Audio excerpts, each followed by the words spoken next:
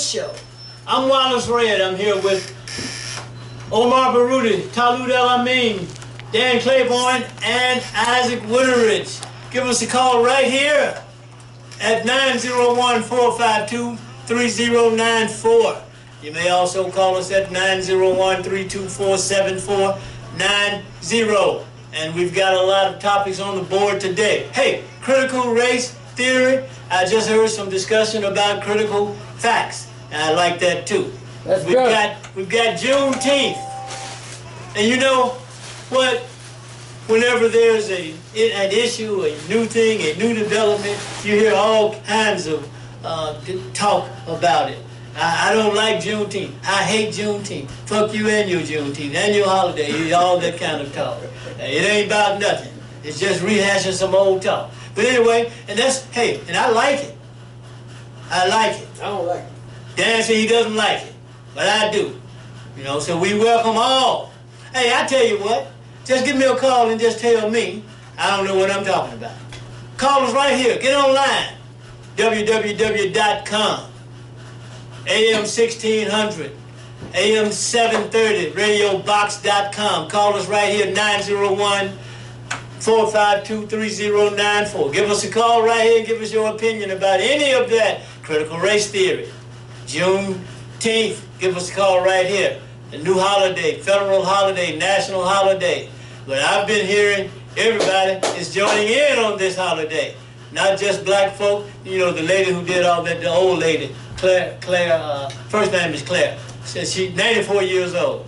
That's for everybody. That's what I heard her say. And I think she did more walking than anybody. 94 years old. Yeah. This Claire Bell, I think was her name. Somebody call me and give me the correct name of that old lady who did all that walking. What else do we have on the table? Critical race theory.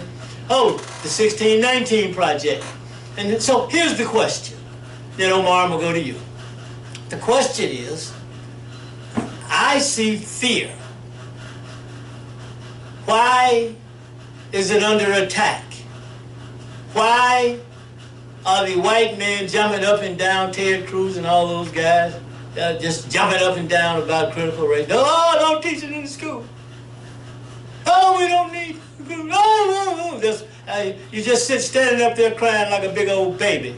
Deceivers and distractors. What is it, Dan? Deceivers and distractors. Dan said deceivers and distractors. Right here. Let's get. Omar has to leave early, and so it's Father's Day. Omar's got some more work to do, and so we are happy to see Omar doing all the work that he's doing. Happy Father's Day to all the fathers out there. Yes, we do. And Omar, what's on your mind today? Critical race theory, Juneteenth, 1619 Project. What's going on out there in the world? Why are these folks jumping up and down again? I hear fear. It's all of the above and then some. But let's look at critical race theory. Yes. Essentially what they want the world to do, the country to do, is not teach about those elements of this country's history that would make their children feel uncomfortable. And because the children feel like they have a white supremacist mindset. I am. Not that I worship God, I am God. And that's the mindset they have. And that they don't realize actually that white privilege still prevails. They feel like they are it. They developed this country, they founded it on Christian principles, which there is no Christianity in this country. And I say it, I say it deliberately, because if there were Christians in this country, they would follow Christ, and they don't do anything that Christ asked them to do. They got 10 commandments, they don't even follow one of them. Not even one. Name me one they do follow, and then we can debate that, but they don't even follow one. But they want their children to feel good about the country and what they did to get this country to the stage it is, because if you were told that you were an evil, wicked, no good person, then you have a different outlook on yourself. You have a different outlook on what you've done to other people. You have a sense of guilt that sets in, and then it kind of freezes what you do, because then you feel like, maybe I am guilty. In some things, there is no statute of limitation. Murder, there's no statute of limitation on murder. If you murdered somebody 10 years ago, they can still pick you up. And they did that with somebody who was with one of the Jewish enslaved, not enslaved, but imprisonment. He worked for Hitler in one of those camps. 90 years old, they came to Tennessee and picked him up. War criminal. For a crime he did back in the 40s. So there was no statute of limitation on that, but if you have children but knowing the truth, because you don't want them to know the truth. The book says, if you know the truth will set you free. So they don't want their children to be set free to understand that America was built the way it was built on the backs of slaves, and it's still being built that way today. So critical race theory, they have pressed it, and not just in Texas and Tennessee, but they're starting to press it around the country, even in California, around the country, because they want their white children to keep that mindset that you're the best, you're the God, you created all this, all these other folks that's coming over here, and if it wasn't for you, then they wouldn't have a chance to get through the door. Kalu, your take. Oh, yeah. Yes, absolutely. Critical race theory. You know, we did mention critical race theory right before the show. Yeah. And the point came out that it should actually be or changed to critical race facts.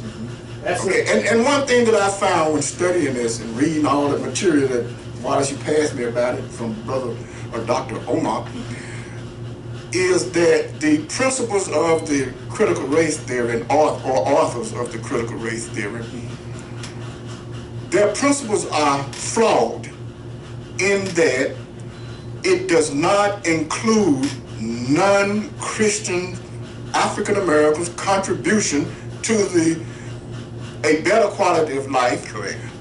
And or developing our people into a solid people. There were thousands of non-Christians who happen to be Muslims, in fact. They do not mention great men and women who are not Christians, like Muhammad Ali. Look, if you can talk about African American history and do not mention Muhammad Ali, then you have a flawed principle. You're doing the exact same thing that the Caucasians and white boys are doing to us, denying us our true history. So if you are an authority and you are an intellectual, then you have to tell the truth. And the truth is, Muhammad Ali, Elijah Muhammad,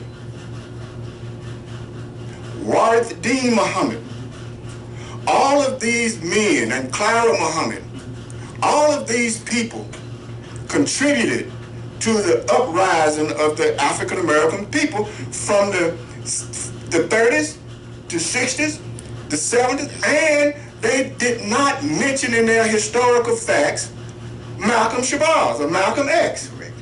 So what in the world are you talking about when you're coming up with a theory?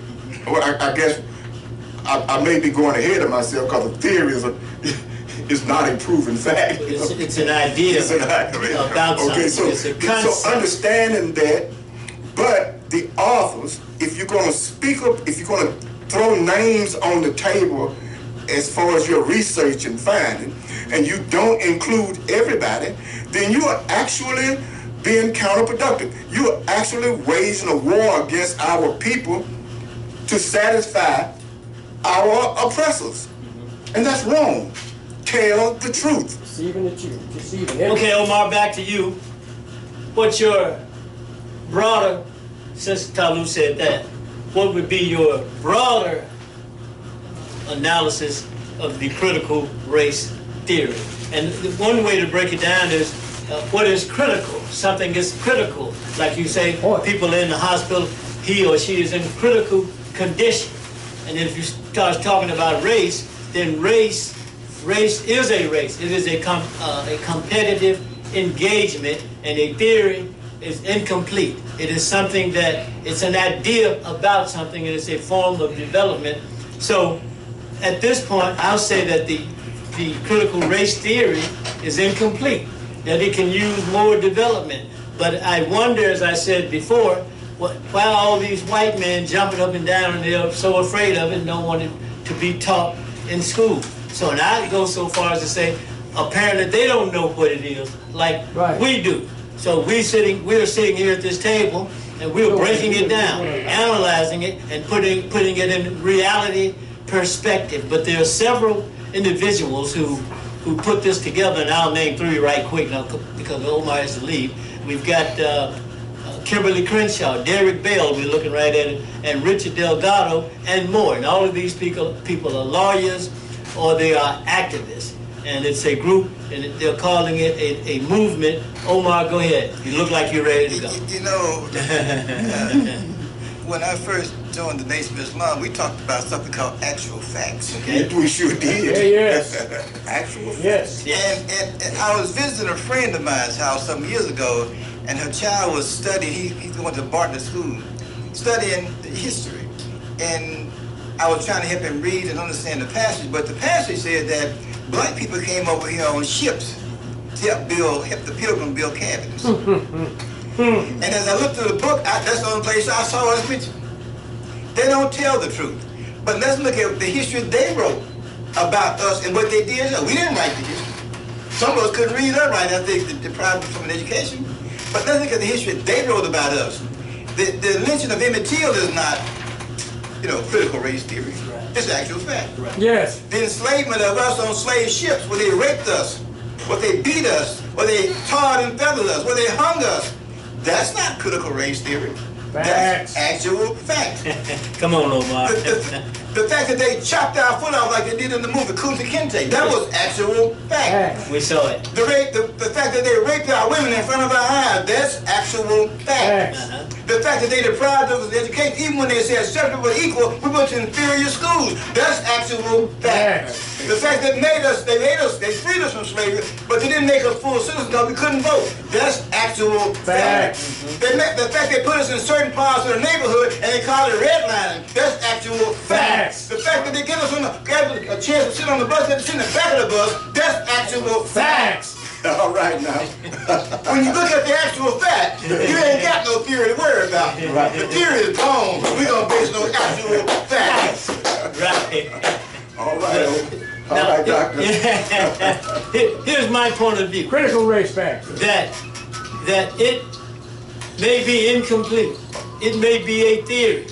And a theory is incomplete. And a theory should go further, as we are making it go further here today on the Love Power Show. But I would say that the fact that they have put this work together is generating more discussion. Yes.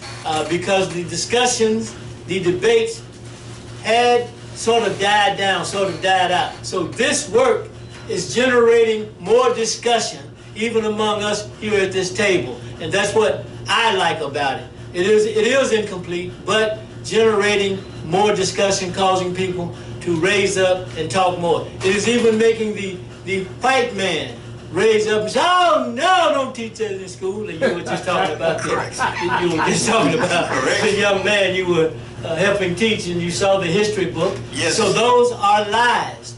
But this gives us an opportunity to get at the truth, to bring the truth out. And so we know it's something wrong because it's scaring the white man. That's why I raised the question. Do you see an element of fear? Do you hear an element of fear? Yes. I do. Oh, no, that's dividing. That's dividing us. Oh, that's dividing the country. Hell no, because this is what you don't want. You don't want it. You're lying. You don't want it. You want this to stay the way it is. And we're here to tell you today that we are going to critically analyze critical race theory, the facts, and critically analyze the history. But Omar has 15 more minutes. And Omar, go ahead. I said we were going to give you more and extra time before you have to go. Where are your thoughts now? You know, Juneteenth is a celebration that we should have every month, not just once a year. Yes. And the fact that he made it a holiday, Mr. Biden made it a holiday, is good.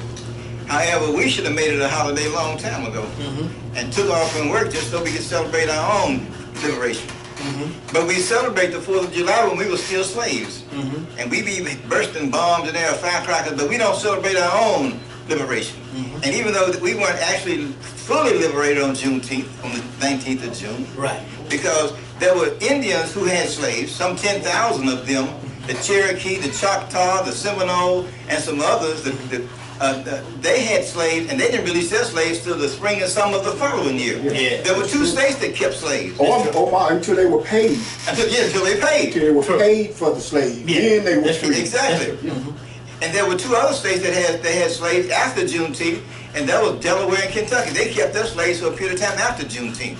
So, but again, Juneteenth should be something we celebrate every month because we need to teach our children their history, who they are, where they came from, and we need to teach them about where Africa is and what it means to us because we run from Africa. Yeah. We run like it's the plague. And white folks run to Africa. They want the gold, the diamonds, the oil. They want all the riches of Africa. Riches. And we think it's all savages in Africa. Raw That's what they resources. taught Yes. us. And we run like crazy to try to get away from our own heritage. Sure. We need to be teaching our heritage in our schools. Black and white schools need to know who we are. Not just us. But we got to teach us, at least if they don't learn it. But we got to teach ourselves who we are so we can be proud of who we are. And if you're proud of yourself, your whole mindset changes about what you can achieve in this world. And because we don't have that self-pride, we don't have that history, that knowledge of self, then we always think lowly of ourselves, and we shouldn't do that. In our family, there are geniuses all over the place. Sure. And we got to make them understand this is natural, this is in your DNA, and don't run from it. Well, let me read something right quick. It says that critical race theory is a movement that challenges the ability of conventional legal strategies to deliver social economic justice and specifically calls for legal approaches that take into consideration race as a nexus of American life. The movement champions many of the same concerns as the civil rights movement, but places those concerns within a broader economic and historical context. It often elevates the quality of principles of the 14th Amendment above the liberty principles of the First Amendment. And this is an article, I think you have this article too, Tyler. Yes, I With Professor Derek Bell on the front of this article, but he was working with, now it says that his work led to critical race theory. But on another article, Omar, it says that Miss Kimberly Crenshaw coined the phrase of critical race theory. So I don't know how those two shaped up or came out the way. Using my imagination, I'm assuming that there was some discussion that took place among, it's about 8 or 10 of these lawyers and activists who pulled this together, but that's what I'm hearing. We've got 15 minutes before Omar leaves. Then we'll turn it over to you, Talu. Go ahead, Omar. You know, as I'm listening to you speak, Yes. I'm looking at how they want to handle the different systems that make up this country. We know for a fact that if George Floyd had been a white man, you wouldn't have had his knee in his neck. That's right. We know for a fact that if Trayvon Martin had been a white boy, the man that killed him would be in prison today on death row. Yeah. We know for a fact. Yes. We like to say that, you know, race has nothing to do with it. I know for a fact that when they arrested me at age 19 and put me in the back of a police car for no reason, and when I asked the police officer, where are you taking me? He said, I'm taking you to jail. I said, what do you arrest me for? He said, shut up, nigga. I'll think of something on the way to the station. We know for a fact that race plays a critical part in everything that's in the American fabric. So when they say critical race theory, they want to whitewash it like race has no influence on what we do in this country. Race is sewn into the fabric of this country, and you cannot get it out. But think about that. If somebody has a problem, and it's a mental health issue, they got to first go to a psychiatrist, and he needs to sit them down, and help them walk through the problem. So they can, because you can't solve a problem until you first identify it and recognize and admit that you got a problem. Right. If I'm a drug addict or I'm an alcoholic, and I'm telling you I'm fine, I'm normal, and everybody see you got strange and crazy behavior, then they gonna say go to a specialist. America, go to a specialist. You need to be on a psychiatric couch because you are off your critical race theory mind. If you think we can move forward with you like that and expect change because you put a law in place and say we can't study it anymore, you're crazy. And we know it. Right. Well, also, Talu, they have in here a couple of things about belief. And I don't know if they've been educated about belief or they've been fortunate, like I have, to have been around Nkosi or John Akou, James Bevel, and guys such as that. A belief is different from knowing something. Yes. It's different from knowledge. Correct. So that's one you spoke about flaws. That's one thing I see in here that I find to be a shortcoming, I'm going to, for lack of a better word. But one more thing right quick here, Tyler. It says that in 1899, in 1889, the movement became unified. It became a unified movement at the first annual workshop, Critical Race Theory did. Other notable... 1999, right? 1989. 1989. Thank you. Other notable scholars from the original movement include Kimberly Crenshaw, which I've mentioned, Angela Harris, Charles Lawrence, Marie Matsuda, and Patricia Williams. Today, CRT, Critical Race Theory, has expanded beyond its legal studies foundations into the fields of education, political science, American studies, and the ethnic studies. It also has produced several offshoots, including critical white studies, Latino critical race studies, Asian American critical race studies, American Indian critical race studies, and the critical queer studies. Talu, I want to bring you in on that comment, and then let Omar have his comment before he has to leave. Yes. Now, you have some previous thoughts, but I'd like for you to, if you choose to, Well, actually, comment on those. Actually, the whole concept of critical race theory is about money. It's plain and simple. It's about money. And it has to do with establishing a foundation for corporate acceptance. Correct. To get the money. Correct. Okay? And it's the same thing as when we are in college and reading. If you read the 4 words in the book that you were studying in school, right, you'll see how the white boys do it for the money. They establish precedent.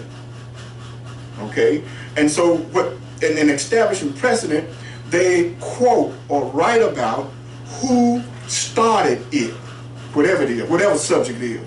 Who is the father of algebra or mathematics? Who? All school books premise is based on the founder of something who are usually white boys. Yes. Okay? Now, these brothers and sisters are doing the exact same thing for the money. So they establish themselves as the principles of the modern day, so to speak, movement in the progression of African Americans in America or in the world, which is okay if you tell the truth. Yes. See, that's fine. Correct. I'm not opposed to that. Correct. But I know what you're doing. Correct. You know what I mean? I know exactly what you're doing. But the point is, just tell the damn truth. Yes. Yes. Stop lying. Look, Come on. this old passive approach that black people in America have to everything has to end. We have to stop being like that. Okay, now. Passivity has its place. But if a people have if you know for a fact people have declared war on you, your passive approach doesn't work anymore. With it. Come on. It's over. So, and getting the money for us should be over also, as it applies to appeasing white folk. You know, do you want dirty money? Just tell the truth. We have to have some morals and principles about this too. Okay? We don't want dirty money. So these brothers and sisters are creating an organization or organizations for the sole purpose of making our history sophisticated. You know, the word sophistication is very, very powerful, and I think we all ought to put it up on our Google right now and just look at it. They're taking our history and making it sophisticated. Well, for decades, we have been just dealing with our history word of mouth and just without our simple understanding and telling the stories that we know are racist, which is good. But now if you make it sophisticated and you establish your group as the principles of this intellectual sophistication, then you can get more money out the corporations. When you go from corporation to corporation and including critical race theory into their agenda, where they can teach their employees how to not be racist, okay, then you know it's about the money. We don't want to do that. We want morals. We want to be a moral force in America that bring about our change for a higher quality of life based on the true fact that racism should not work. Get it out of the institutions. See, my final point. Yes, I'm gonna. Yes, my final point is this: it's institutionalized, and as I mentioned many times before, if we want our share of the wealth in America, we got to get it out of the Treasury Department. That's an institution. That's a financial institution that set policies on who's going to get money and how they're going to get money. We need to study up on the Treasury Department and how they are affecting our lives using racism as their foundation. Yes. Okay, another thing that they say in this piece, Omar, is that I'm thinking they're saying many people, black people, don't realize that racism, like he just said, in nexus, it is a part of the everyday life. In some cases, it's so subtle, and many of us do not recognize it. And they're saying, Correct. they're pointing these things out so we will come to recognize the damage that's being done to us as a people. Now, this is a part of my interpretation. Take it away, Omar. You know, I didn't realize how you know, this is how much it was permeated with racism. Even the cartoons children look at. Yes. Yes. I mean, back in the day, we looked at a cartoon called Donald Duck. Donald Duck had a rich uncle named Uncle Scrooge and a girlfriend with a lot of little baby ducks. And every time it went off, he had a happy ending and little hearts floating around the screen. And I didn't realize that when I looked at another cartoon called Daffy Duck, which means he was black and stupid, and he always had Elmer Fudd putting a gun in his face, because he was doing crazy stuff. Then I didn't know that was making me have an inferiority complex about myself because he's black and he's Daffy, and that's me. Even Snow White, how come she couldn't be Snow Black? What about the, it was a double-barrel shotgun at that. A double barrel, yes. That? Yes, that's what I'm talking about. But the cartoons make us feel inferior to them. Right. And have negative vibrations about ourselves. But they were brainwashing children. Yes. And they still do it today. Yes. You know what you made me think, Omar? That's a part of the criminalization of black people. Yes. Criminalizing black people. Yes. That shotgun and what you just said, that's what that represents Yes. in this country. But continue. Even with the, I see McDonald's it displays. They have children who enjoy McDonald's. And if you look at the heads of the children, the black head is below the white head. If you look at the picture and look at the elevation, you have white children, and then you have the black children sitting down at the bottom. Below the white folks. That's also a subtle suggestion that they're superior to us. Yes. We call it subliminal. Correct. I gotta get out of here. I gotta go pour a libation. That's your school, right? In Douglas? Yeah. Okay. What you know the address of the school? I don't know the address, but if you go down Chelsea, Okay. and turn on Mount Olive, Down on Mount Olive. Okay. turn right on Mount Olive. I remember it like it was yesterday. If you turn right on Mount Olive, you would go right into Douglas High School. Listen, you can't miss it. I thought it was on Wall Street. Okay, yeah. Is it or Mount Olive? I think it's Mount Olive. I think it's Mount Olive because or is going to be next street. Gotcha. Yeah, I've traveled those roads many times. I'm headed to the last day for this event, Okay. Juneteenth. Okay. I'm going to be pouring libation. The program starts at 11. I'm supposed to be there at about 11:15 to pour libation. I took my slave clothes off and put my original clothes on. I see. You looking mighty sharp there, brother. So the people recognize me. Yes, right. That's right. Yeah. You know, I've got my brakes are scrubbing, man. I told you yesterday after the show I would come down there, but I drove the thing all day yesterday. I better go get my brakes fixed. Those brakes are very important. That is not a good thing. That's right. Now it needs struts, but and eventually, if you don't get those struts fixed, that front will collapse on you, won't it, Talu? Yeah. So, but the brakes are essential. Essential. And vital. So the program will be going from 11 o'clock until about 5. So if you want to come down at the radio show, please do join us and come celebrate Juneteenth. All right. All right. All right. Thank you very much, Omar. Thank you. All right. We'll see you next Sunday. Yes, sir. Thank you. All Great right. success. Yeah. And Omar is gone. Talus is going to be me, you, Dave, and all right. Not Dave, Dan, and Isaac. And hey, give us a call, y'all. 901-452-3094. Call us right here, 901-324-7490. Now, I did speak to Judge Joe Brown via text messaging yesterday, Talu, or yesterday evening, or whenever it was.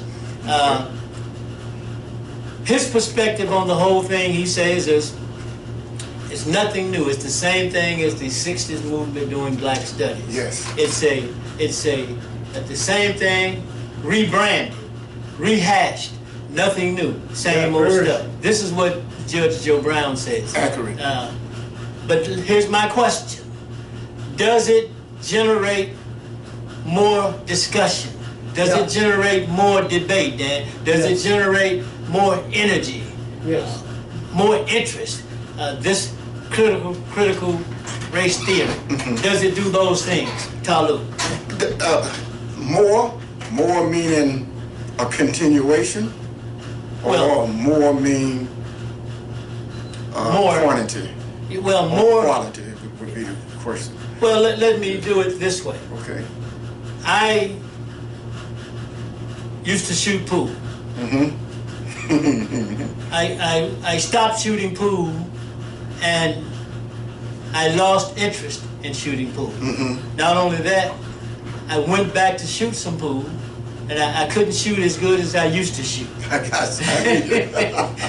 And so the training was and so was not there. Some more guys came up and said, "Man, we've got a new shot, right?" And so they tried it, and it was interesting, and it generated more interest in shooting pool. Okay. More interest in shooting pool. More interest in reading about. Even you and I talked, and we said that we should study this critical race theory. So it generated more interest in pool shooting. So guys would come back out of retirement, so to speak, playing basketball, coming out of retirement, working at International Harvest or whatever it is, not here anymore, Firestone, but coming out of retirement. So in that sense, Talu. Okay. Well, the thing is, more is good. There's nothing wrong with more if it's something that is good. Okay. The point is this.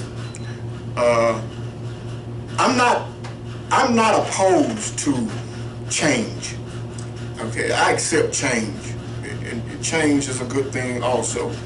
Okay. Now, and I do accept the intellectual power of our people. You know, whether they are lawyers or doctors or whatever profession that they choose, welders or mechanics, doesn't make any difference. There is still intellectual power within our people, although the other people have tried for centuries to empty this intellectual power out of us and our people. They failed.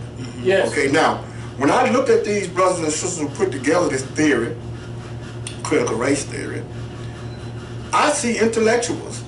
Okay, I see our people using their brain power again. Yes. On a higher level, okay, or on another level, which is always good.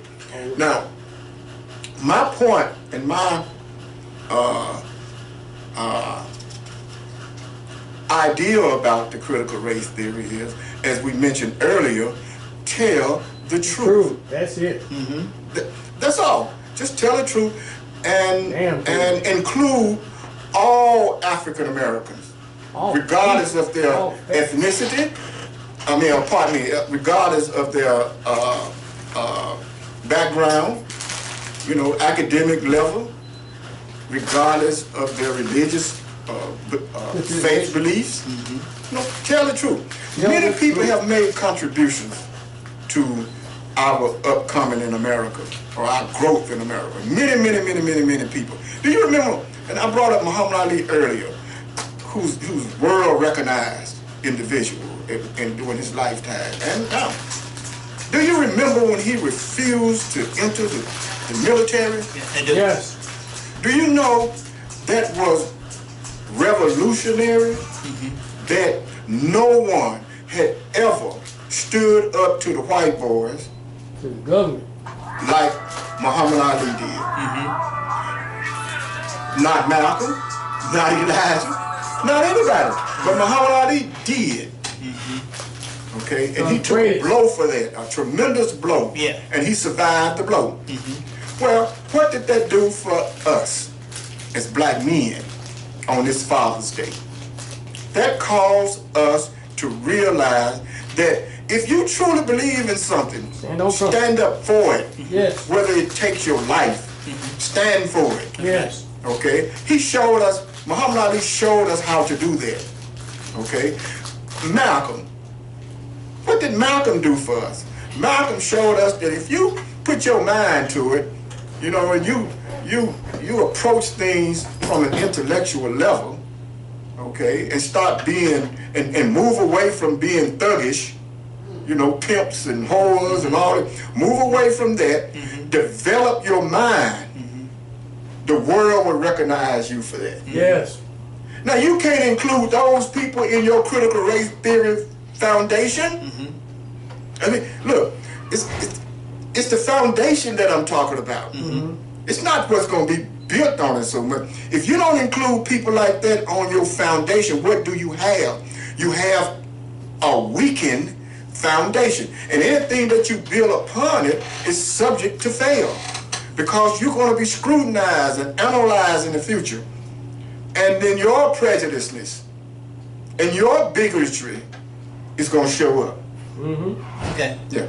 So, Talu, do I hear you saying that this critical race, this development that we're looking at here, do I hear you saying that there is little or no room for growth in terms of speaking truth? No, because they have established the foundation. Okay. Okay.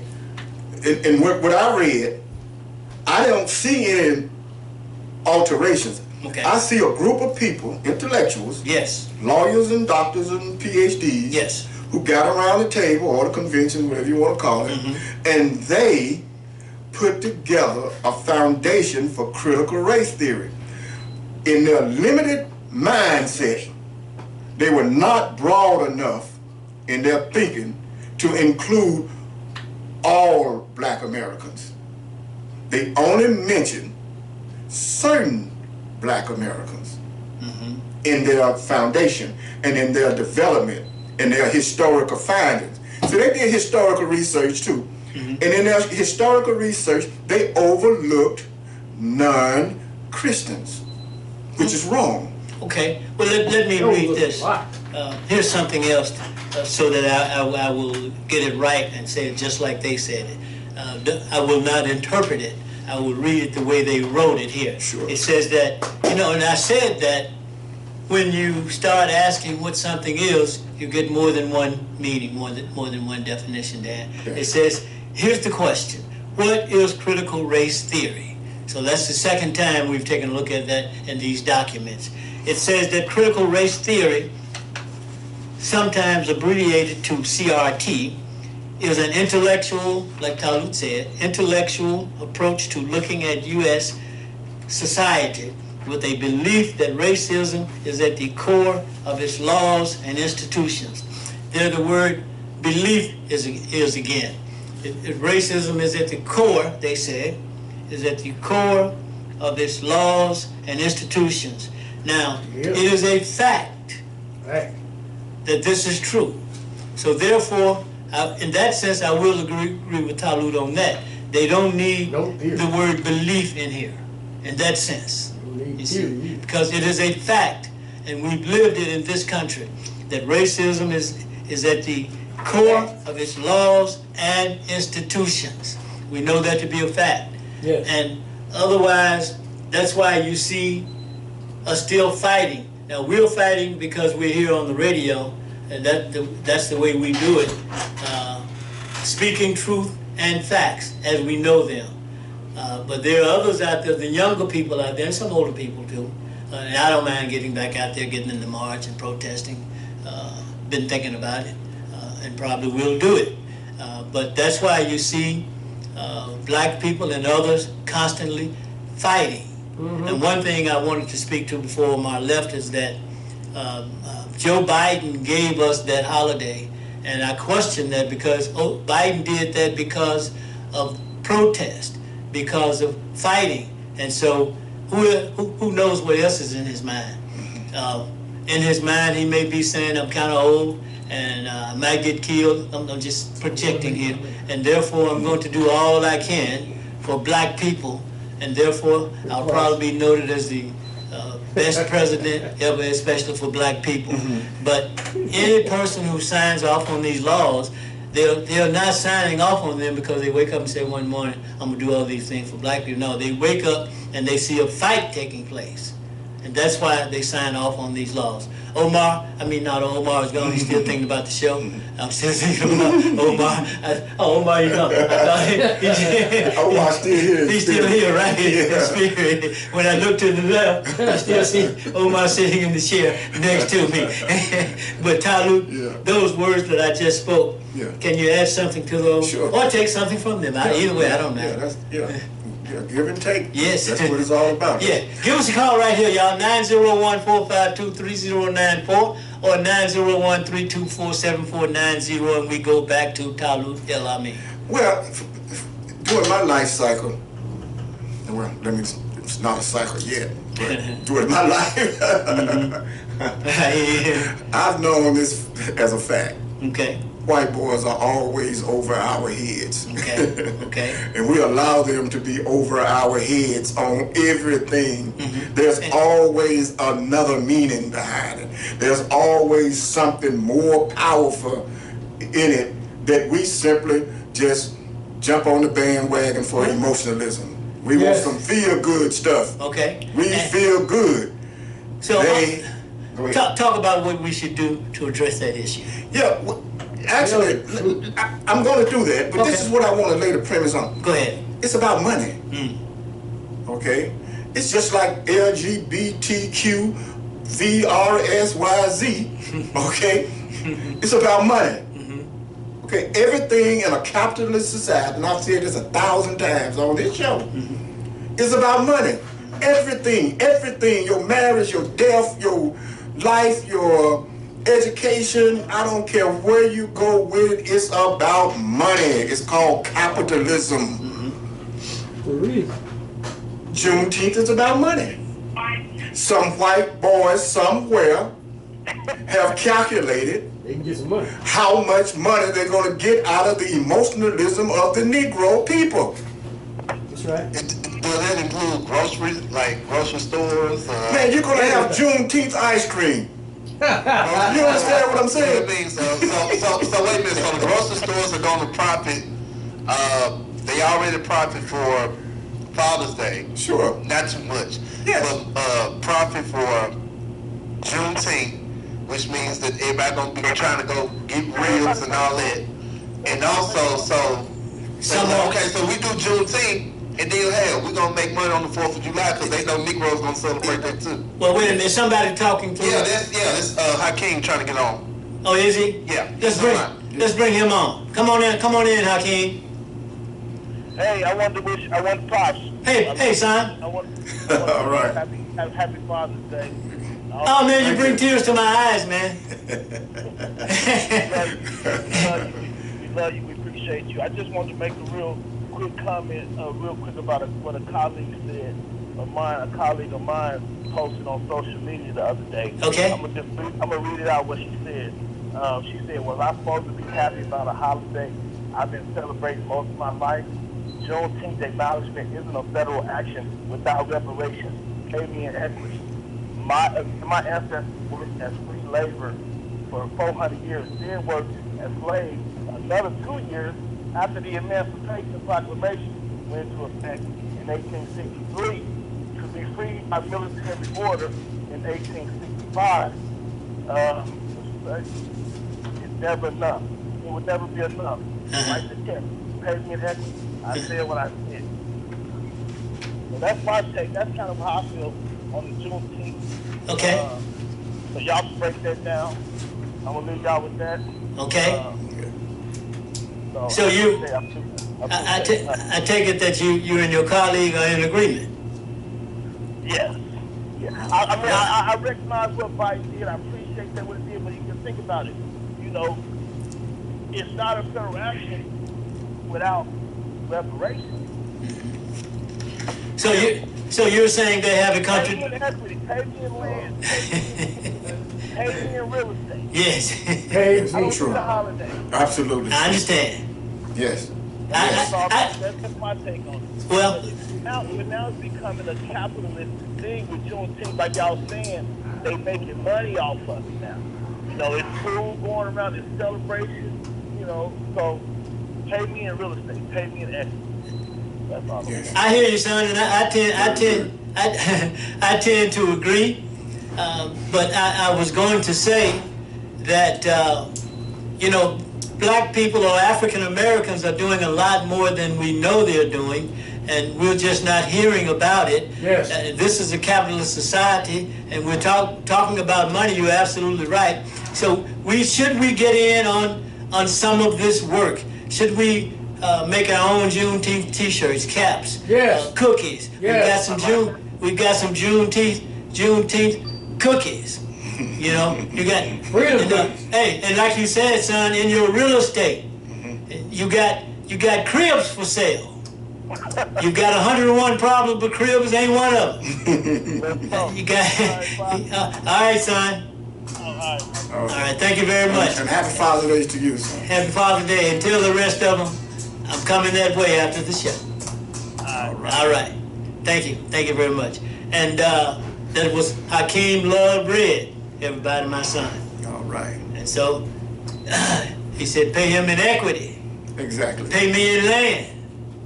I don't need a holiday. But you know,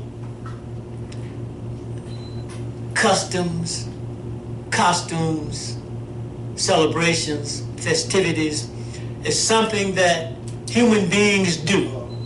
They just do that after work, on the weekend, on a certain day. It's just that these days have been created for us and not by us. You know, there's a book out about these European holidays, and that is, I don't know the latest first name, Talu, you might know it, but it's these, Barashenko is her last name.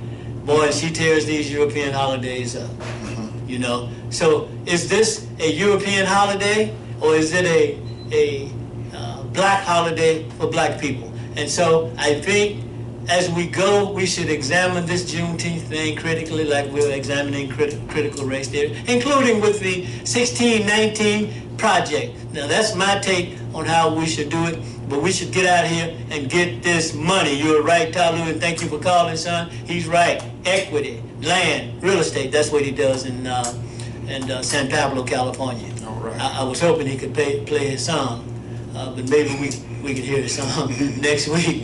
It's a hell of a song. I got cribs for sale. right. I got 101 problems, but cribs ain't one of them. All right. Yeah, so anyway, one more thing right here, Tyler, I want to get your interpretation or your take.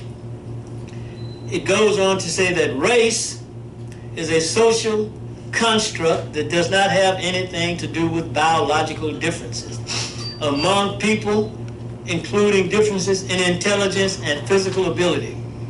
This has become definitively clear. Sure. So is that a good point positive in terms of critical race theory? Is that another? Well, race was simply created Yes. by man. Yes. It did not exist 600 years ago. It did not exist. There was no What- such thing as race. What man created it? The white boys created it. And the white boys created it for a specific reason, And what was that reason? to establish their white supremacy. Okay. Okay, to establish their white supremacy doctrine. Okay. That and it's one of those sophisticated moves that also make an attempt to prove that black people are not human, so that they, the white boys, can go around the world and destroy these people for money, for wealth, without a conscience. Okay, kill the conscience, and the wealth will come. And that's what happened among us in the African American community. When we kill our conscience, we start, black folk get money, meaning selling drugs and robbery and burglary and killing and everything else. They have no conscience. So they do anything and they'll get money. Okay, so the point is, race does not exist at all. Ethnicity exists. Yes. Race does not exist. Yes. And it's a modern concoction by the white boys to do exactly what I said that they would do, and they have done it. Okay. Period. Can we narrow it down to more specificity? And when we say, I use the term white man, when we say the white man created it, do we have a call, Isaac? Yes, we do. All right. Hold on, caller. I'm coming right to you. That generally you will have one or two of these guys who set the premise. They set up the leadership, and the rest of the society or system follow those guys. Now we've seen work by Carl Linnaeus looking at animals, birds, and etc., and saying who's inferior and who's superior. We see what's his name, the one drop guy. What's his name? That wrote the one drop. Drop of black blood makes you black. I know what Right, you're talking about. but all blood, there's no black blood, all blood is red. Well, when I Isaac, can you type in the one drop theory? What's that guy's name? See if you can see him in there, Tyler. Let me see. But that, and he got into the categorization of human beings and categorized some as inferior and some as superior. And that's how we got the idea. That's one of the ways we got the idea that the white man is superior. White supremacy. That's one of the ways that we got that. And so to make that, I just wanted to make that a little more specific. And I hope that the guy's name comes to me in just a minute. Well, here's something here. Where did critical race theory originate? That means, Dan, where did it come from?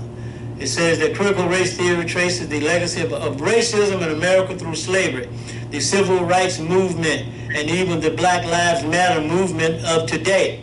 Its roots, CRT draws from the work of notable black scholars and activists like Sojourner Truth, W.E. Du Bois, and Dr. Martin Luther King, Jr.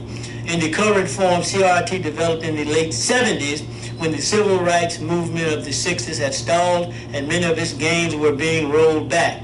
Many scholars have contributed to the extensive body of work that makes up the academic movement, but people frequently Kimberly Crenshaw, Richard Delgado, as founders of the important contributors, as well as the renowned legal scholar Derrick Bell. So there you have some of it, Talu. They do bring up some of our scholars, Du Bois and a couple of others. Now they don't bring up all of them, and I don't think it is as specific as it should be, but it is getting to some of the points that you have made. So, yes, the thing about the theory, the critical race theory. oh, Johann Blumenbach. Yes. Johann Blumenbach. Yeah. Hi, guys. Hey there, Judge Joe Brown. All right, Judge, how are you? You must have heard me talking about you. Yeah, I did. Oh, yeah. I have my 2 cents on this critical race theory. No, it's more than 2 cents. Well, it's brief. How many? 3? It's very brief. Okay. It's what I call a disingenuous academic tactic. Okay. rebranding something and trying to make the whole thing look like it's new. Yes. So what's in so-called critical race theory was fully developed by the 1940s. It was an underlying theme of the whole civil rights era. It was said often in World War II amongst the black soldiers and amongst the periodicals, especially coming out of Detroit, that tried to boost their morale. It was rehashed again in the 1960s, and I think this is just the same old, with some rebranding. And the dangerous thing about it is it just gives one more excuse for black folk to go get high and do absolutely nothing about their situations, because it essentially just says there's nothing you can do until they give it to you. You can't take it, so just endure. And that's not the kind of attitude we need to have. True, I agree with that. Correct. Now, other than that, nice way to bring it back up, but there's nothing to claim. Critical race theory is just saying white folk bad, they're evil, they mess everything up. So know this. Well, we know that. So what else is new? Like Okay. you say, there are no solutions, there are no critical observations. It's just a new take on being more sophisticated in calling out white supremacy, which we know exists. It's adversity, but like we did not go run from Simba and hide in a hovel on the Serengeti. We got to go out, take our young men when they're coming into manhood, give them wooden spears and tell them they have to kill Simba on their 13th birthday, you know? So that's what it is. And I don't think we need to pay too much attention to it, other than that it's just confusion out there. Well, here's a question. You said confusion. Why? So is this a trick that you? Yes. Well, let me add. No. Well, yeah. Okay, that's a trick. But is this a trick when you hear all these white guys jumping up talking about they don't want it taught in schools? Is that a trick, or are they really afraid of this being taught in the schools and being taught? I don't think they're afraid. What it is it's just this. It's part of this whole thing about emasculation, basically, because at bottom it's still rainbow rather than normalcy. What it is it's another opportunity that will lead in a few months to a different slant on attacking masculinity, because it's going to morph into evil white men, which will morph into evil men. And it's just one of the tricks of propaganda. You just take any kind of come into the circle, any tangent into it, so you can attack the circle. Because essentially it's just another attack on manhood, and it's being associated with white men. So it's just an effort to further divide the manhood unity of the country. Black, white, brown, red, yellow, we all have a common cause, because there's an enemy of manhood, womanhood, and childhood that impacts everybody equally. So to break that up, they want to break it down into more things to divide and conquer, and this is just another division. Not saying that white folk are our friends, but now look at Stalin and Churchill and Roosevelt all in a picture posing for communism, democracy, and monarchy, all opposing fascism and Adolf. So we can get common cause, but this is just another effort to break it up. Okay, so what? Now, I think you said we shouldn't pay this critical theory any attention. Did I hear you say? It's old. Just be familiar with it. But it's not something we need to get distracted from the prize from. Right. The prize is I agree. black folk, liberty and freedom, and this is just another effort to throw something out there with another black woman who presumes she is a leader. It's a lawyer who wants to be in academia, so she's got something that she can publish, free publish, by just repackaging what's already out there, and she's got credit for that, which boosts her in academic circles. Exactly. So I'm not all that, and not going against the sisters, it's just disingenuous, and I've seen this over the years. You just rebrand. Okay, Judge, you said you've seen this over the years, rebrand. I get your point on that. I see that. So when do I hear you making a prediction that down the road, this becomes an attack on black masculinity. Did I get that right? And how? Black masculinity, which What? is indirect, and then it's soon to be direct attack on us, because we will be ultimately made the boogeymen in the whole formula. So, let me do this. I've gone through I've gone through most of it. But with me, I go over stuff over and over and over again. Repetition for me. And I've gone through what I see positive to push it out there, and those things that I see negative and shortcoming, I call those out, like this whole belief idea about something that we know is true. And yes, it is limited in scope. It's not as comprehensive as they are saying that it is, which Talud has pointed out. Omar pointed out some things. He had to leave early. So that's my take on it, Judge. But rarely do I jump on anything and agree with anything, everything that somebody says or puts out there. So it's all, I like the word critical. I like being critical. I like Isaac contrasting and comparing. And being, so we've got critical, contrasting, and comparing. So that's the way I look at this whole thing. We've got Talud El-Amin here, Judge.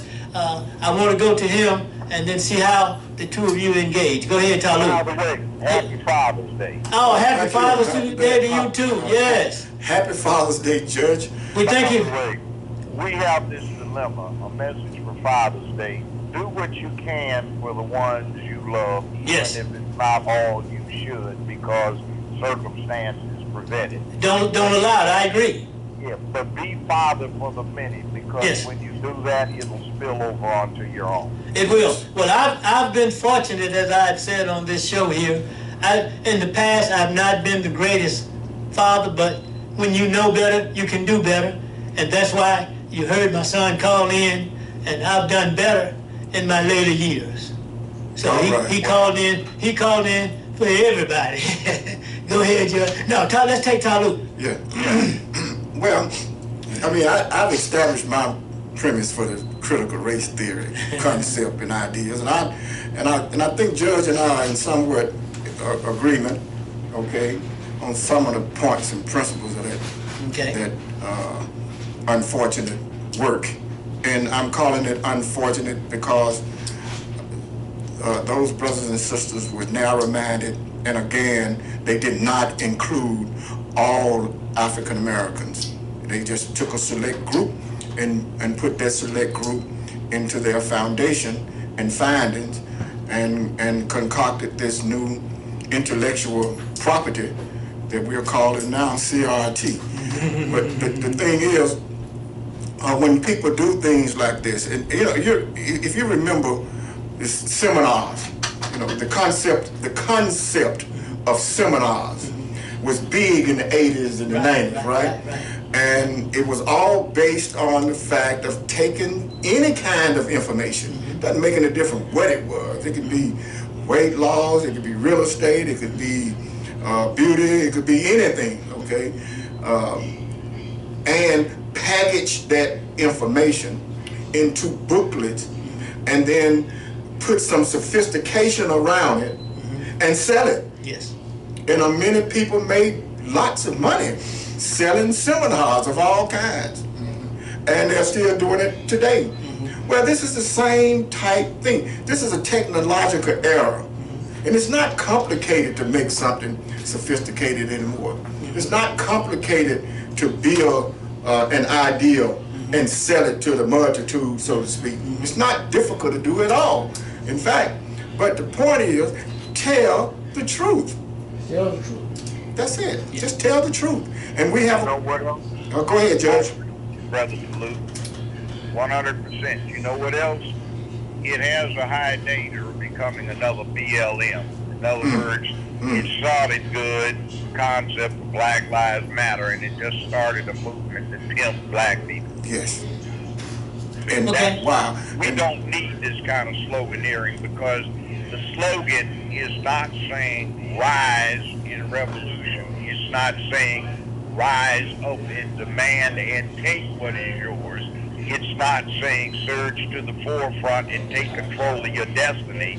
It's just once again an explanation that has been repackaged about why poor black man is on the bottom. I see. And Judge, I a couple of Sundays ago, I think Talut said we should reject, and I'm paraphrasing, of course, this white man and his ideas and his institutions and systems and all of that. And I'm asking you, Judge, and Talut, how, as a people, your idea on how to proceed with our solutions as a people and the role that African American men should play. Go ahead, sir. You go, Judge, then we'll take Talut. We've got 10 minutes, Judge. Synthesis, very quickly. We need to adopt in our experience what is positive, and we need to place it in the context of what is universal. See, if you go back thousands of years, you go back hundreds of years, you go back 55 years, 60, 70 years, you get a pretty uniform definition of manhood and its essential elements, all right? Womanhood to childhood, the family, all of that sort of thing. We need to keep those things in the forefront. We need to bring the unique black part into it. Like, for example, you can get Korean food, Mongolian food, Chinese food of various types, Japanese food, this kind of thing, Italian, Mexican food. We have a thing, soul food, but that has gotten kind of waning, and just basically what it amounts to is what they serve in any cafe, but we're not making stuff out of it. Like there was the chain Golden Bird, there was Fat Burgers, it was a black franchise at one time. We're not doing the things that we could to turn these positive things, these neutral things that are just uniquely into our culture, into something we can advance. What we have allowed is the white world, not the white world, but the enemy of all of the world. Yes. This queer thing out there in California, glorified dysfunction. So instead of us as a people putting these kind of things to the forefront of the unique cultural contributions that we have, we glorify pimps, hoes, drug dealers, murderers, thieves, robbers, burglars, rapists, gangsters, and every kind of clown that's out there that's a dysfunction. Clown is right. So, Okay. Yeah. All right, let's take, we've got about 9 minutes. Let's take a comment from Talut. Yeah, quickly. And I want, before you take off, Talut, I want to raise this question about how we got where we are and how do we get out of this detrimental situation. You go first, Talut, then we take the judge. Well, the thing about rejecting the Caucasian, European, and whites institutions that they have established without our input is that we should take it out of the top of our minds. Yes. Okay, just in other words, the rejection is if you don't accept something 100%, you're actually rejecting it. Yes. Right? Right. So I think that we need to start as a people taking these things out of the top of our mind and seeing them as the thing. This is the ultimate. It can't be changed. It is what it is. No, we got to get away from all of that, and we need to start looking at things from how they are benefiting us as a people. Yes. The 40 million. Yes. How are they actually benefiting us from from the 40 million perspective, rather than us serving these institutions? And that's all we do. We just serve them, and we don't try to change them. We're not interested in anything. And the other thing that I want to mention while Judge is on the line is, and I want to thank him wholeheartedly for his positions of the LBGQRXY and fatherhood. Okay, this man has been on top of this for decades. You forgot your XYZ. Yeah, XYZ, the whole shebang. Yeah. But it's a very important thing that we all have to understand and accept as a people. And I've said it on this show before. This is a relationship situation. Yes. Slave owners were more about sex than working the land. It's obvious. Look at us. We're not black. We're all colors. Right. Mostly white and black. Mulattoes and all these kinds. So the case in point, slave owners were LGBTQRXYZ. That's who they are. They were that. They were not man. They were not man like you think of a man. A man. They were gay. They were homosexuals, and they had all kinds of perversion that they implemented on our ancestors. We have to remove them from the category of man and place them where they belong, and that is LGBTQRXYZ and whatever other alphabet you want to throw in there. Right. Okay, Judge, I'm asking you to build on that, but I'm also asking you the same question that I've asked before, but I'm just asking it in a different way, and many people may or may not recognize my approach, but I'm asking the same question just in a different way. Go ahead. Got it, brother. Look, let's take stuff that black folk are not going to reject that comes from white people. Okay. Baseball, football, Yeah. basketball. Yeah. Right? Yeah. Jesus, I mean, let's face it, now we want to claim the same thing they're doing. Jesus came from black folk. It didn't. And Jesus was a Jew. They said he had curly hair, but if you grew up in Los Angeles, most Jews had curly hair, except the ones that were European Jews. So, I mean, it's nothing with it. But baseball, black folk, Jackie Robinson got his start, so black folk play baseball. Now, there are no places to learn it in the inner city. They used to play football, but now there aren't that many places safe enough to have a ball game. Right. Then there's basketball, where you can have it on any corner, and there seems to be a truce around the basketball courts. So black folk are into basketball, and that's how we ideate. But you see, there's so much white out there that we have adopted and made a core part of our culture. Yes. That we have to start rethinking what we're doing and recognizing what's in us. A lot of these things we hold dear are actually not solutions. They are large parts of our problem. So you can't tell too many of our people, look, you really need to rethink this because no. And by the way, that was one of the secrets of slavery. Make elements of slavery an integral part of the black culture. So when they become appropriate black folk or Negroes or colored or whatever they wanted to call us, niggers, then by doing what is deemed appropriate, you become better as a slave, as a two-legged cow or deer in a herd. See, that's what they do. So we have to do a lot of re-examination, and some toes are going to get stomped on when this process occurs, because you can't do a cure until you get a proper diagnosis of what's wrong. And that diagnosis can be painful. That is true. Well, I think, Judge, that you mentioned baseball, basketball, and football. Now, I know that basketball was created in Springfield, Illinois by a guy called James A. Smith.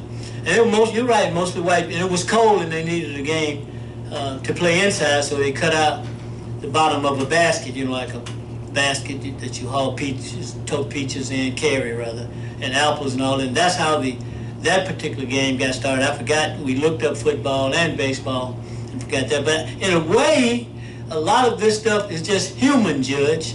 But here's something right here. We see, like we take Beale Street for an instance. You see things that were one time predominantly black people, and now you see the evolution of it as another group of people. Do I hear you saying, Judge, that those things that have become a part of our culture, we should develop that, and at the same time develop new things and protect them by patents or whatever, otherwise those things get taken from us as well. So how do I agree with that. Yeah. One of the things, for example, we have been given one thing that we can claim as our own: music and dancing. Yes. You get on an elevator and it's Motown or Stax from the 1960s or early 70s. Mm-hmm. I never thought that would be in an elevator because it was hard to find it on radio back then, except if you were in a town that had black-oriented stations. All right? Mm-hmm. Black music, Motown, Stax, etc., is played in fine restaurants. It's Yes. background music. Yes. So they've given us that, but that results in Negroes making spectacles of themselves, line dancing outside of the polls like that's supposed to give you an idea of who to vote for. Mm-hmm. See, so we have to be careful what we allow to be chosen and what we further along. I guess our heroes now are people who buck dance, sing, and entertain, Mm-hmm. rather than those who have wisdom, those who lead, those who guide, those who pathfind and blaze the trail. Mm-hmm. So Well, that is a danger for us to say, oh, we so happy if somebody's recognizing us. We so happy that we can claim something that we yeah. do ourselves in. Yeah, we're about out of time. And in fact, the clock is ticking. But I hear you saying, watch out for the tricks, and there are lots of tricks out there. Yes, there and are. watch out for those traps and do not get caught up in them. So therefore, you know, it's like being out on a trail and you have a scout going before you and detecting those traps that are out there and come back and say, there's a trap out there. So That's right. we need that kind of detection, Judge. Yes. We need those kinds of scouts. And here on the Love Power Show, I believe that we can provide that function for us as a people. Look, let's have some final thoughts. Starting with you, Judge, your final thought for today. Freedom and justice for all, but don't throw the baby out with the bathwater, being overly fair to everybody else but yourself. Absolutely. Final thought, Talut El Amin. Stop allowing other ethnicities to monetize our history. All right. We thank all of you for coming in, tuning in today, and join us next week as we continue this lively discussion. Thank you very much. The Love Power Show, and I'm Wallace Red. Tune in next week for the Love Power Show.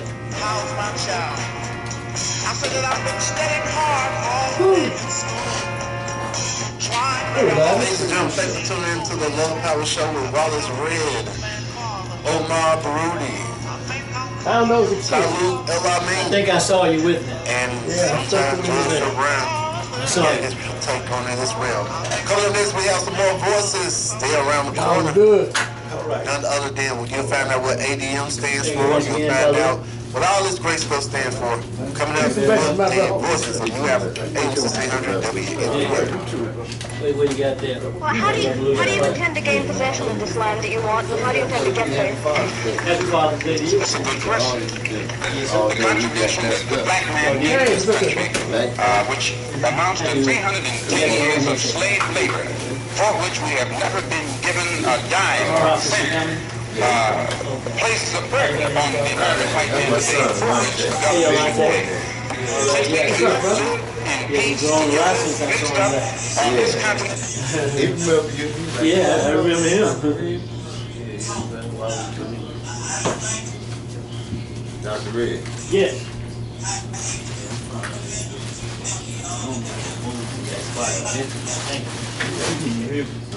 Take a bump.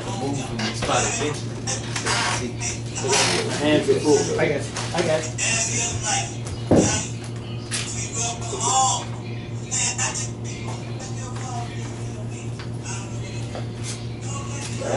Always something.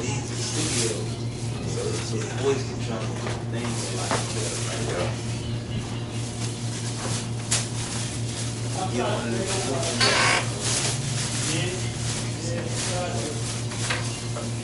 Drinking alcohol. I had to do it for the white folks on weekends.